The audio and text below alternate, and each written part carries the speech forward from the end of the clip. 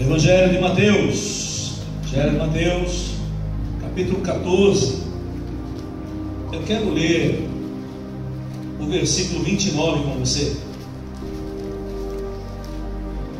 Evangelho de Mateus, capítulo 14, versículo 29.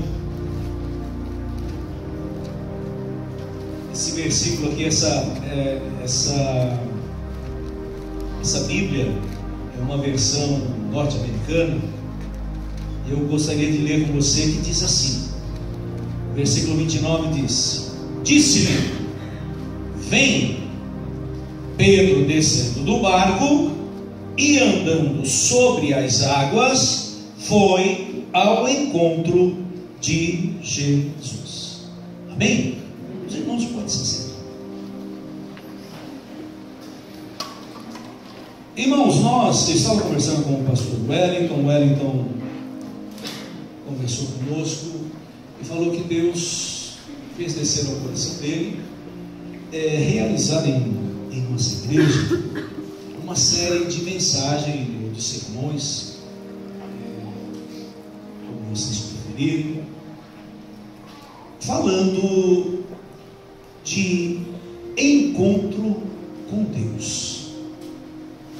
Aí nós tivemos uma semana para estar orando, para estar buscando a Deus, para que houvesse uma confirmação em nossos corações, e houve essa confirmação. Então essa série de mensagens, ela vai começar a partir de domingo que vem. Vai ser uma série de 7 mensagens, durante 7 semanas. O que eu irei fazer hoje aqui é dar uma introdução a respeito do tema, que é encontro com Deus. E o versículo que estará norteando esta série de mensagens, de sermões, será este, que está lá em Mateus capítulo 14, versículo 29, que todos nós sabemos do ocorrido nesta passagem, quando o mar estava revolto e Deus foi ter com os seus discípulos andando por sobre a água, e eles se amedrontaram, pensando até mesmo que era um fantasma, e Jesus Cristo disse: acalmai-vos aí, que sou eu. E Pedro disse: olha, se for verdadeiramente o Senhor, manda que eu vá ter com o Senhor por sobre as águas. Aí Jesus simplesmente respondeu para ele: vem. E Pedro, descendo do barco, andando sobre as águas, foi ao encontro de Jesus. Encontro com Deus. Existem alguns questionamentos com relação a isso. Por exemplo, o que é de fato ter um encontro com Deus?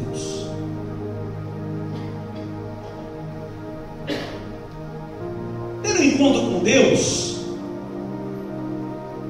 é me sentir nas nuvens quando isso acontece? Ter encontro com Deus é só na igreja?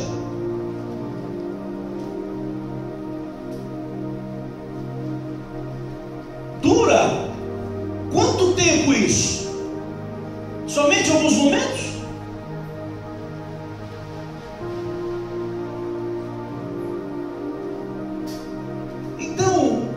Que eu quero dar hoje é o que é ter um encontro com Deus segundo um conceito bíblico. Eu costumo dizer que nós precisamos voltar, pastor, à simplicidade do Evangelho. E não nos esqueçamos que foi com essa simplicidade que milhares e milhões de pessoas tiveram as suas vidas transformadas. E dentre essas milhares de milhões, louvado seja Deus, se encontra eu e você. Amém ou não amém? Amém.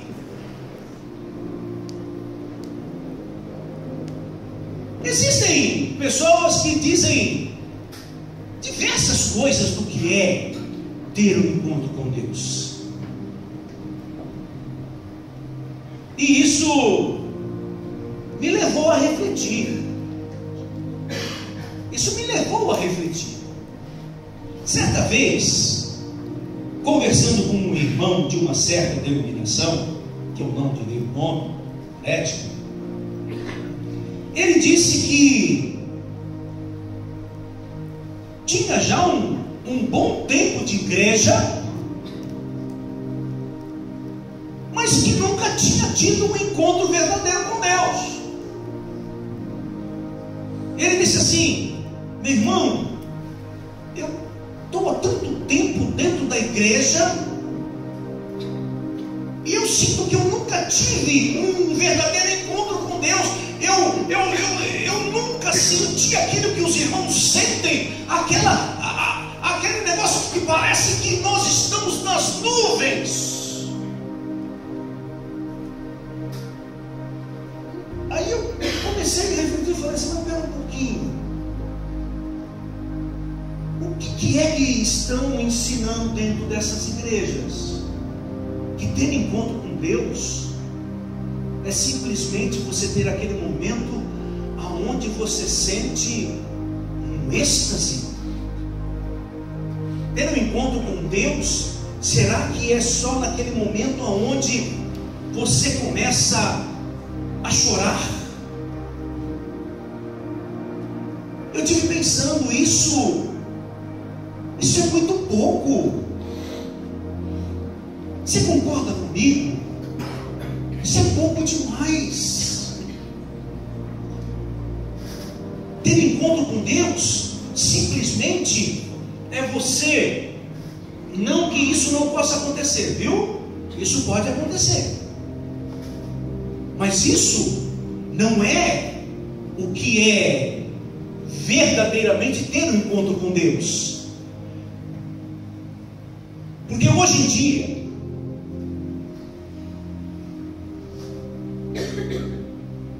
os pregadores estão se especializando, pastor Weber,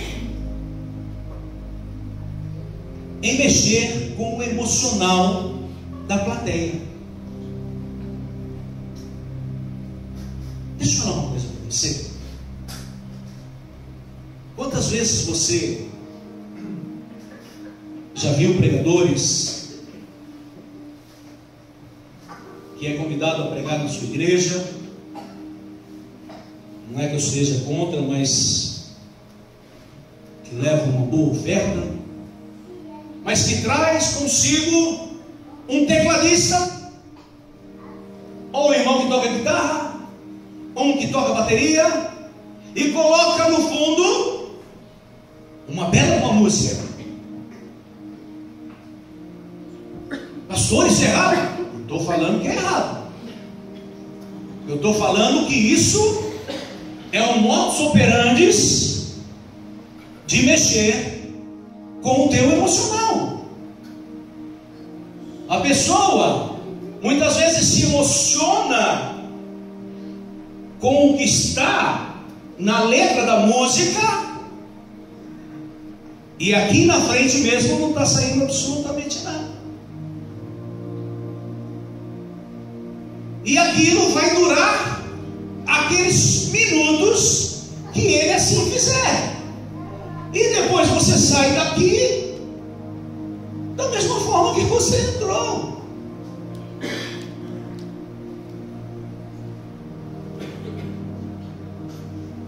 Ter um verdadeiro encontro com Deus, isso não é momentos, isso tem que ser duradouro, ou seja, durante toda a tua vida. Às vezes a pessoa fala: mas espera um pouquinho, pastor, eu fui naquela igreja, mas eu não senti nada.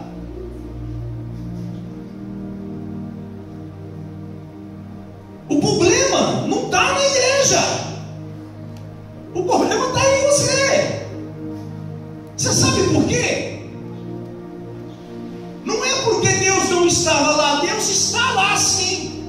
E eu te provo isso através da palavra. A palavra de Deus não diz assim: aonde estiverem duas ou três pessoas reunidas em meu nome, eu estarei no meio delas. O problema não é a falta de Deus, porque Deus está lá. Aonde Deus é adorado, aonde Deus é clamado, aonde Deus é louvado, Deus está lá. Como Deus está aqui. Agora, o sentir a sua presença vai dar motivação a qual você saiu da sua casa para vir para cá.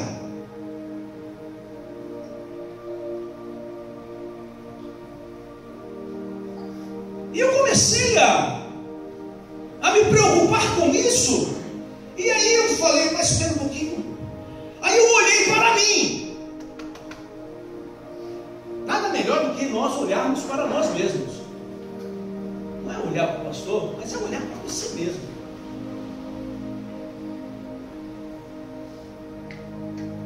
E eu pensei: qual foi o dia que de fato eu tive um verdadeiro encontro com Deus?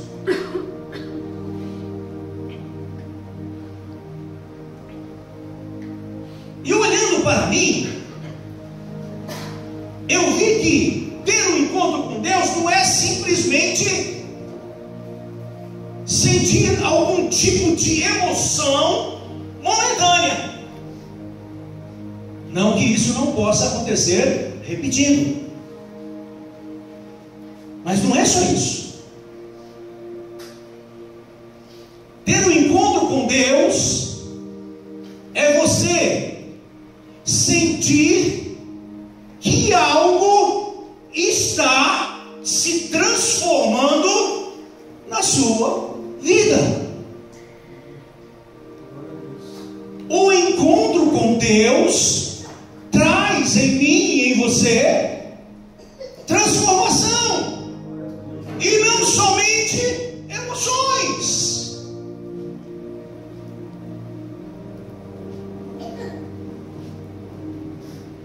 Eu sempre digo, eu sou pentecostal, eu gosto do culto pentecostal, falo em línguas, se falo, me alegro na presença de Deus, choro que nem criança, e não preciso nem falar para vocês verem isso.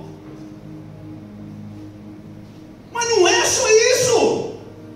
Eu preciso ter a minha vida transformada. Então a grande pergunta que se faz: eu tive a minha vida transformada? Tive. Então eu tive encontro com Deus. Eu tive a minha vida transformada? Ainda não, pastor. Então ainda você precisa ter um verdadeiro encontro com Deus. Simplicidade do Evangelho. Eu não preciso vir aqui e colocar uma música linda, maravilhosa, que eu amo. Eu amo.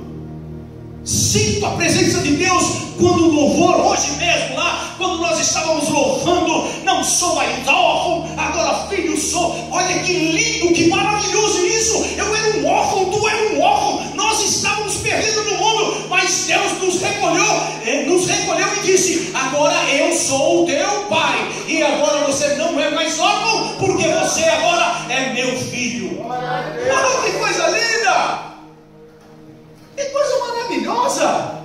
Eu, quando entro na presença de Deus, seu Lima, eu não entro mais, ou não preciso mais entrar. Meu Deus, meu Pai soberaníssimo, ilustríssimo, excelentíssimo.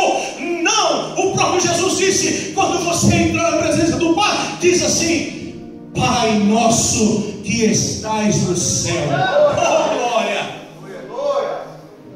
É Pai, meu filho. Talvez hoje você não tenha, assim como eu, não tenha mais o seu pai carnal, que me faz muita falta. Mas eu tenho o meu pai espiritual, que me socorre e anda comigo todos os dias da minha vida. Louvado seja Deus.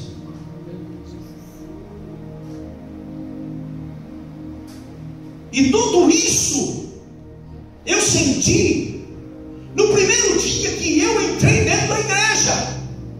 Não levei 1 mês, 2 meses, 3 meses, 5 meses, não. Primeiro dia. Sabe por quê? Foi no primeiro dia. Porque Deus viu a minha motivação. Eu estava com a minha vida literalmente destruída. Eu estava com a minha família literalmente destruída. E alguém pregou para mim que Jesus mudava toda essa situação.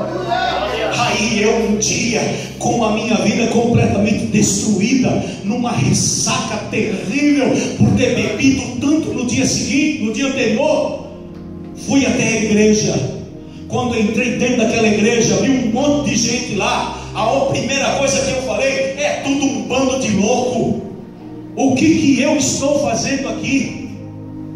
Mas falaram que era aqui que tinha um tal de Jesus que transformava a vida. Eu quero ver se Ele transforma a vida mesmo. Porque se Ele transformar a minha vida hoje, eu não quero saber de amanhã, não. Eu quero saber de hoje. Se Ele transformar a minha vida hoje, eu vou crer nele. Porque se Ele não transformar, eu nunca mais coloco o pé aqui. E Deus gosta dessas pessoas que têm essa ousadia. Pois ali começou o culto, meu irmão. Pois ali começou o culto. E aquele louvor. E o louvor já foi amaciando a carne, né? Sabe como mata peru? Né?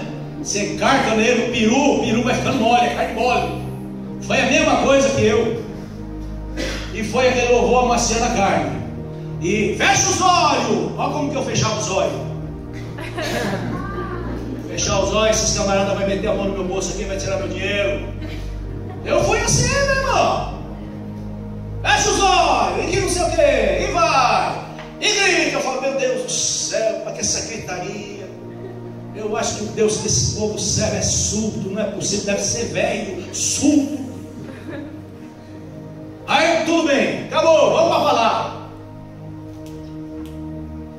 Deus usando o pastor. A única coisa que veio no meu coração, eu falei: olha que sem vergonha aquele meu colega, hein? Ele veio aqui e contou minha vida todinha para o pastor. Foi. Meu irmão, só sei dizer que quando ele foi pregando, eu comecei a enxergar aquela igreja vazia. E só eu lá dentro. Só eu lá dentro. E Deus falou tanto comigo ali, que eu tive um encontro tão verdadeiro com Ele. Eu falei: Senhor, eu só vou fazer uma prova contigo. Quando eu brigo com a minha esposa, eu fico meses sem conversar com ela, a não ser o estritamente necessário. E na última vez eu não só tinha brigado com ela, não, mas eu tinha agredido ela fisicamente.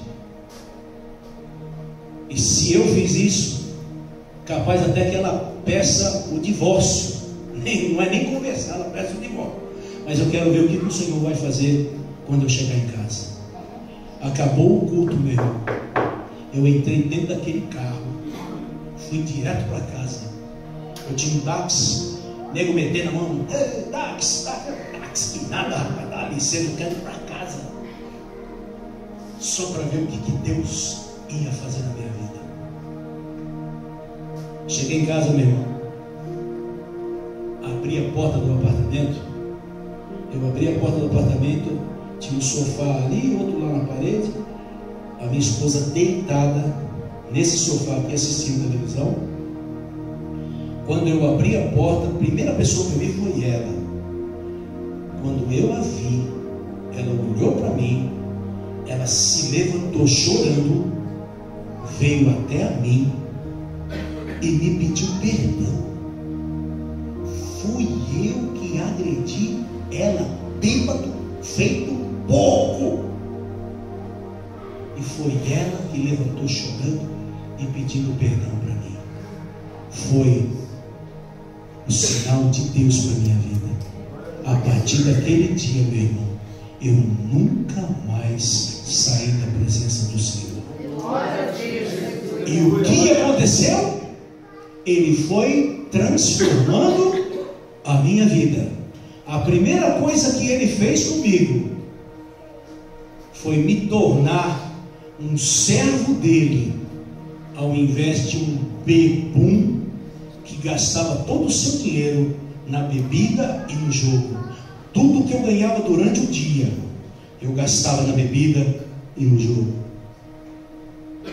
Deixei de beber, deixei de jogar. Com 3 meses me batizei, deixei de fumar, que foi o mais terrível, foi deixar de fumar. Depois de 3 meses me batizei. Quando me batizei, nunca mais fumei.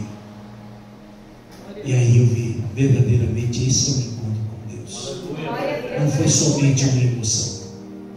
Mas eu vejo, irmãos, que nós precisamos de pelo menos 3 princípios básicos para sabermos se tivermos um encontro verdadeiro com Deus ou não. São 3 princípios que você vai falar, mas isso aí é tão simplório. Aí eu volto a repetir aquilo que eu já disse. Ei, deixa eu falar uma coisa para você. O Evangelho é simples. O Evangelho é simplório.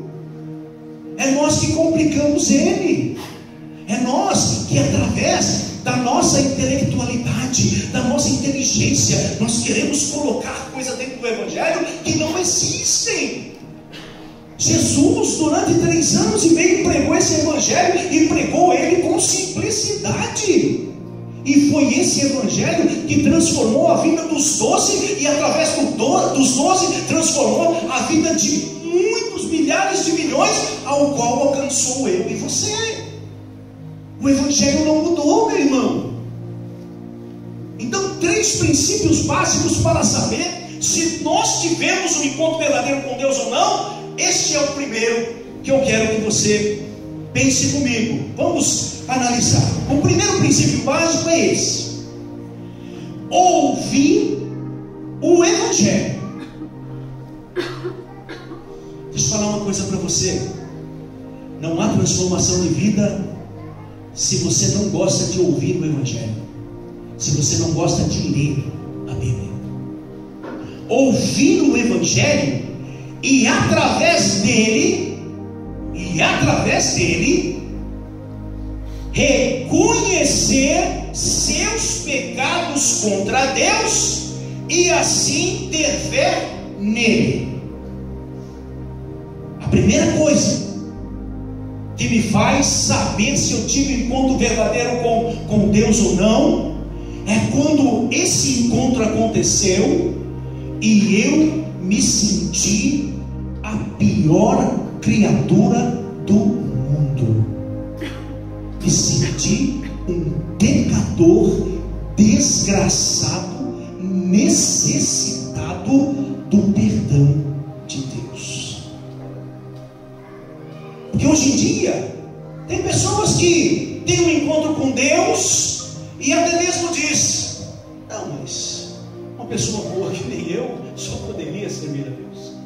Uma pessoa tão boa como eu, mas não bebo, não fumo, não roubo, não traio, não faço nada. Uma pessoa como eu só pode mesmo ser servo de Deus.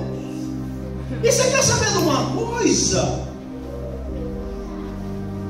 Eu creio que Deus precisa muito de mim. Mas isso um grande homem de Deus falou. Um grande homem de Deus falou. Grande homem de Deus americano que Deus usou tão tremendamente, chegando num estádio lotado. O estádio está lotado e aquela pessoa que estava auxiliando esse pastor disse assim: pastor, o senhor está vendo esse estádio lotado aí? Sim. Pois então, lá fora tem 2 tantos desse lá fora acompanhando o senhor pelo telão. Aí ele olhou, se vislumbrou e disse: Deus ainda precisa de mim. Não demorou muito tempo, ele caiu em adultério com a sua secretária, e aquele grande homem de Deus Depois, obviamente, de se arrepender, perdeu toda a família. Depois de, obviamente, se arrepender, continuou sendo um homem de Deus, mas não foi usado tanto quanto ele era usado antes dele dizer que Deus precisava dele. Eu e você precisamos reconhecer todos os dias que não somos absolutamente nada. A própria palavra de Deus, ela nos revela. Você sabe o que eu e você somos diante de Deus? Aprendizes. Nós nem somos ainda, nós somos aprendizes de servos inúteis. Nossa, pastor, é isso. O Senhor disse: quando fizerdes tudo aquilo que eu vos mando, ainda sereis servos inúteis. Quem já fez tudo que Jesus mandou aqui? Levanta a mão. Então tu não é nem um servo inútil ainda, tu é um aprendiz de servo inútil. Mas eu louvo e glorifico o nome do Senhor, e se necessário for, entrarei no céu de glória como servo inútil. Amém, irmãos? Louvado seja Deus. A segunda,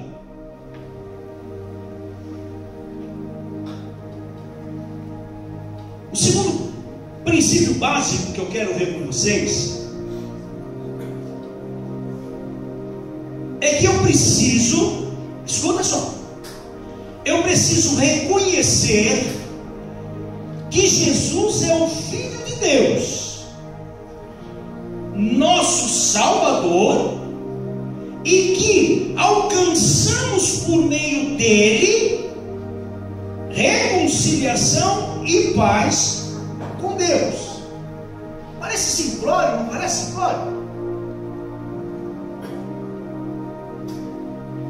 Mas, pastor, eu reconheço que Jesus é meu Senhor e Salvador. Amém? Glória a Deus. Mas espera um pouquinho. Você reconhece que de fato Ele é seu Senhor e Salvador? Então, a partir do momento que Ele é o seu Senhor, você se torna o que dele? Se torna escravo dele. Pastor, esse negócio de escravo não é comigo não. Escravo é escravo do capeta. Escravo do capeta. Não, filho, tu é escravo. Nós somos escravos. Pastor, mas o que é isso? Eu sou livre. Livre sou, livre sou. Ah. Não é isso? Não é isso? Livre sou, livre sou. Tu é escravo, caba. Provo na Bíblia que tu é escravo. E se tu falar eu não sou escravo, tu está fora da vontade de Deus. Prova-te. Você sabe o que significa a etimologia da palavra escravo? É uma pessoa que não tem vontade própria. E aí? Tu tem vontade própria? Tu tem vontade própria? Então, se tu tem vontade própria, tu está fora da palavra. Porque quando tu ora o Pai Nosso, o que tu fala lá? Seja feita a tua vontade. Ixi, olha, eles oram o Pai Nosso ali. Seja feito o quê? A tua vontade.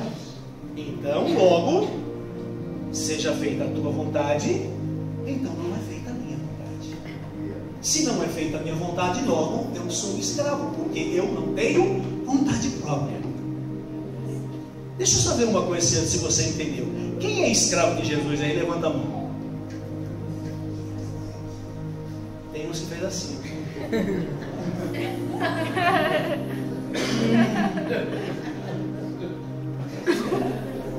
Hoje nós lemos, o senhor leu lá na nossa reunião, que o Evangelho está trazendo hoje comichões.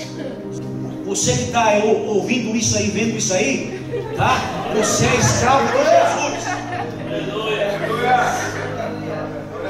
E se tu está sentindo comichão no ouvido com essa palavra, vá se converter, meu irmão.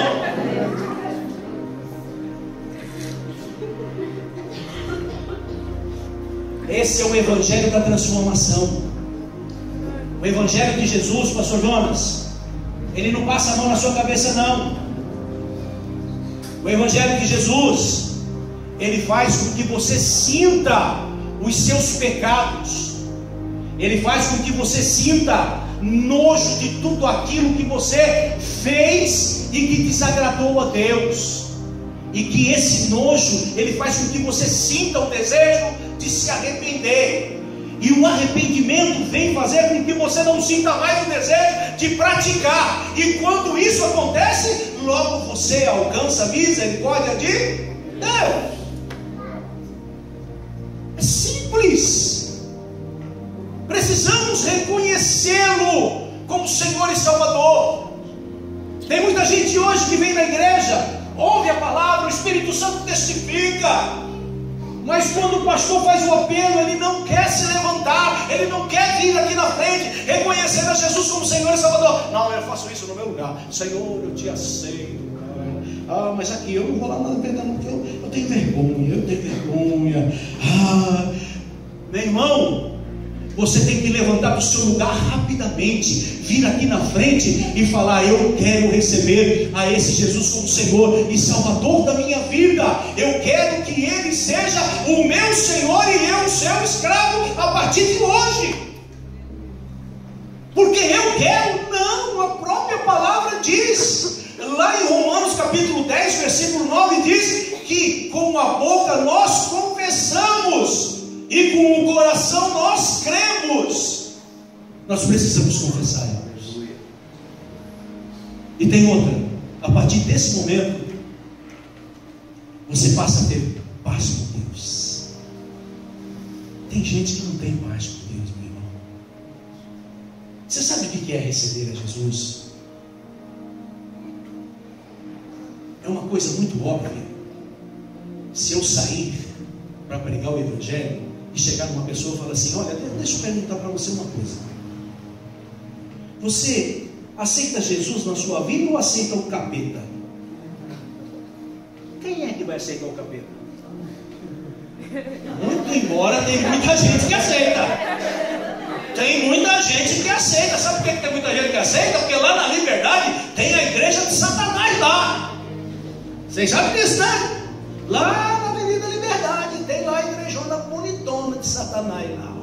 É tudo preto e vermelho lá. Eu não sei por que falam que a cor de Satanás é preto e vermelho, porque eu gosto tanto de preto quanto de vermelho.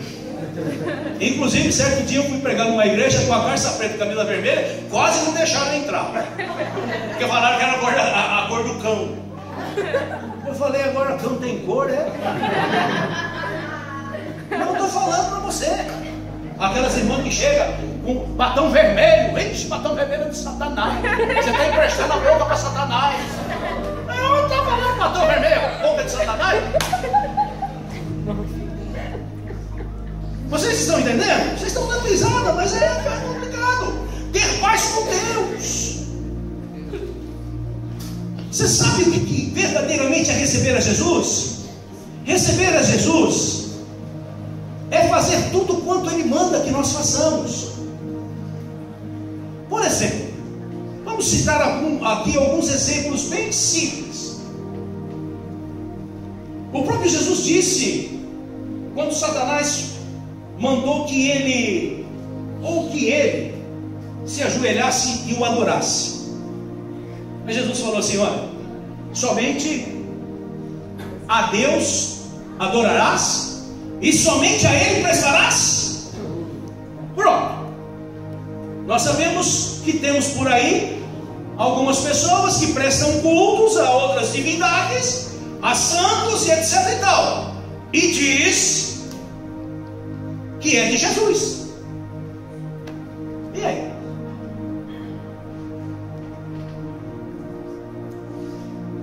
É duro, não é duro? Mas é uma realidade, meu irmão. Você não pode adorar a ninguém senão a Deus. Tem pessoas por aí que arrumaram uma intercessora, sendo que a Bíblia diz que nós só temos um intercessor, a saber, Jesus Cristo, o homem. Agora, diz que ama Jesus. Eu faço uma certa comparação, aquele homem ou aquela mulher que diz que ama a sua esposa, ou diz que ama o seu marido, mas que comete adultério. Eu amo minha esposa, mas só que eu também não resisto. Eu preciso dar uma puladinha na cerca. Vai pulando cerca.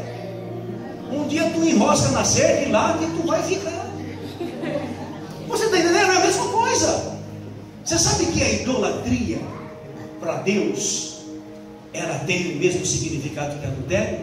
Você sabia disso? Porque é a mesma coisa que você está traindo a Deus. Você sabe por quê? É adultério? O que a igreja é de Jesus? Noiva. Hã? Noiva. Caramba, nós não esperou nem casar, né? Nós no noivado mesmo, nós já, né? Vocês estão entendendo? Então, gente, atente para isso. Ter paz com Deus é você ter, de fato e de verdade, recebido a Jesus no seu coração e deixar que Ele dirija a sua vida. Aí você tem paz com Deus. Deixa eu falar uma coisa para você. Eu sei que é forte, mas eu tenho que falar.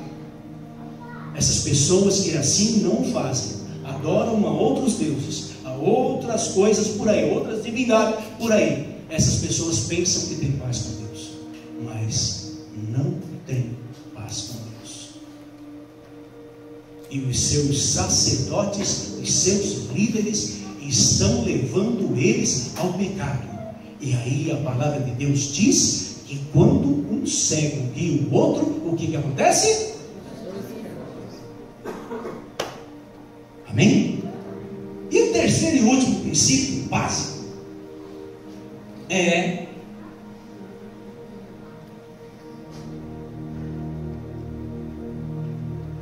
recebê-lo,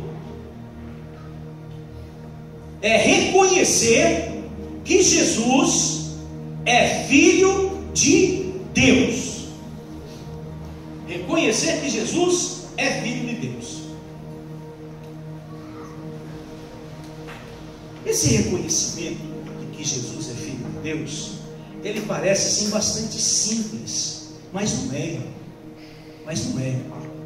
Nós temos que crer que de fato e de verdade, hoje em dia, até mesmo dentro das igrejas, está havendo algumas dúvidas sobre não é a geração, quando Maria gera a Jesus, sendo ela ainda virgem.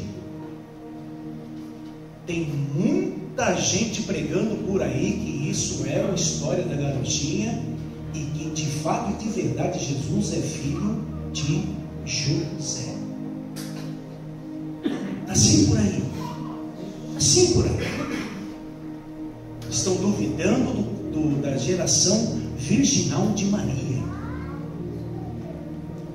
E nós precisamos crer de fato e de verdade que Jesus é filho de Deus, que Ele nasceu da Virgem Maria e Ele nasceu para trazer reconciliação de nós para com Deus.